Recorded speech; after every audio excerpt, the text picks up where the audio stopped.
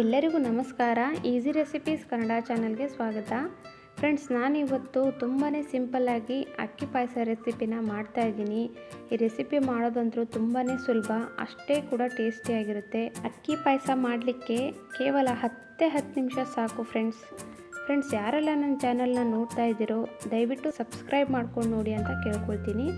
ಈ ಅಕ್ಕಿ ಪಾಯಸ ರೆಸಿಪಿನ ನಾವು ಈವ್ನಿಂಗ್ ಸ್ನ್ಯಾಕ್ಸಿಗೆ ಅಥವಾ ದಿಢೀರಂತ ಮನೆಯಲ್ಲಿ ಯಾರ ಗೆಸ್ಟ್ ಬಂದಾಗ ಮಾಡ್ಕೋಬೋದು.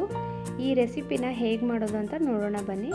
ನಾನಿಲ್ಲಿ 2 ಟೇಬಲ್ ಸ್ಪೂನ್ ಆಗುವಷ್ಟು ಅಕ್ಕಿನ ನೆನೆಸಿ ಇಟ್ಕೊಂಡಿದ್ದೀನಿ. 1 ಟೇಬಲ್ ಸ್ಪೂನ್ ಆಗುವಷ್ಟು ಸಾಬುದಾನನ ನೆನೆಸ್ಕೊಂಡಿದ್ದೀನಿ.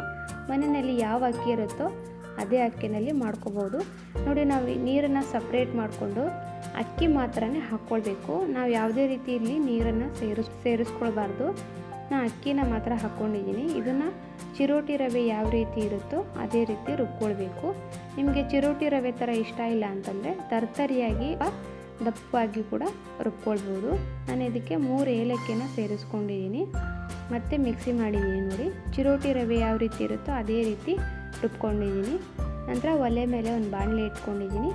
2 ಟೇಬಲ್ ಸ್ಪೂನ್ ಆಗುವಷ್ಟು ತುಪ್ಪನ ಹಾಕ್ಕೊಂಡಿದ್ದೀನಿ. ನೀವು ತುಪ್ಪ ಜಾಸ್ತಿ ಬೇಕಾದರೂ ಹಾಕ್ಕೊಳ್ಬೋದು.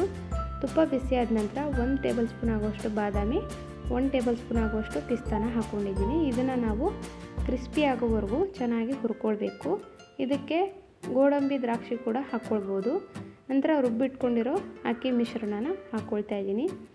ನಾವು ಇದನ್ನು ಚೆನ್ನಾಗಿ ಹುರ್ಕೊಳ್ಬೇಕು. ಚೆನ್ನಾಗಿ ಹುರಿಯೋದ್ರಿಂದ ಹಾಲು ಸೇರಿಸ್ಕೊಳ್ತೀವಲ್ಲ ಆವಾಗ ಗಂಟುಗಳು ಆಗೋದಿಲ್ಲ, ತುಂಬ ಚೆನ್ನಾಗಿ ಟೇಸ್ಟಿಯಾಗಿ ಬರುತ್ತೆ. ನಂತರ ನಾನಿಲ್ಲಿ ನೆನೆಸಿಟ್ಕೊಂಡಿರೋ ಸಾಬುದಾನ ಹಾಕ್ಕೊಂಡಿದ್ದೀನಿ. ಇದನ್ನು ನಾವು 2 ರಿಂದ 3 ನಿಮಿಷ ಚೆನ್ನಾಗಿ ಹುರ್ಕೊಳ್ಬೇಕು. ತುಂಬಾ ಕಡಿಮೆ ಸಮಯದಲ್ಲಿ ಬೇಗನೆ ಈ ರೆಸಿಪಿನ ನಾವು ಮಾಡ್ಕೊಳ್ಬೋದು. ನೀರಂತ ಯಾರ ಮನೇಲಿ ಗೆಸ್ಟ್ ಬಂದಾಗ ಮಾಡ್ಕೊಬೋದು, ಅಥವಾ ಈವ್ನಿಂಗ್ ಸ್ನ್ಯಾಕ್ಸಿಗೆ ಮಕ್ಕಳಿಗೆ ಮಾಡಿಕೊಡ್ಬೋದು. ನಾನು ನನ್ನ ಮಕ್ಕಳಿಗೆ ಮಾಡಿಕೊಡ್ತೀನಿ, ಅವ್ರಿಗಂತೂ ತುಂಬಾ ಇಷ್ಟ ಆಗಿದೆ ಈ ರೆಸಿಪಿ. ನಂತರ ನಾನಿಲ್ಲಿ ಕಾಯಿಸಿಟ್ಕೊಂಡಿರೋ ಹಾಲನ್ನ ಹಾಕ್ಕೊಳ್ತಾ ಇದ್ದೀನಿ. ನಾನು ಒಟ್ಟಾರೆಯಾಗಿ 4 ಕಪ್ ಹಾಲನ್ನು ಹಾಕ್ಕೊಂಡಿದ್ದೀನಿ. ಹಾಲನ್ನು ಹಾಕ್ಕೊಂಡು ಚೆನ್ನಾಗಿ ಈ ರೀತಿ ನಾವು ಕೈಯಾಡಿಸ್ಬೇಕು. ಅಕ್ಕಿ ಗಂಟಾಗಿ ಬಿಡುತ್ತೆ, ಇಲ್ಲ ಅಂತಂದರೆ ಚೆನ್ನಾಗೇನಾದ್ರು ಹುರ್ಕೊಂಡಿದ್ರೆ ಯಾವುದೇ ರೀತಿ ಗಂಟಾಗೋದಿಲ್ಲ. ನೋಡಿ, ಈ ರೀತಿ ಚೆನ್ನಾಗಿ ಮಿಕ್ಸ್ ಮಾಡಿಕೊಂಡು ಮೀಡಿಯಮ್ ಹುರಿನಲ್ಲಿ ನಾವು ಒಂದು 10 ನಿಮಿಷ ಕುದಿಸ್ಕೋಬೇಕು.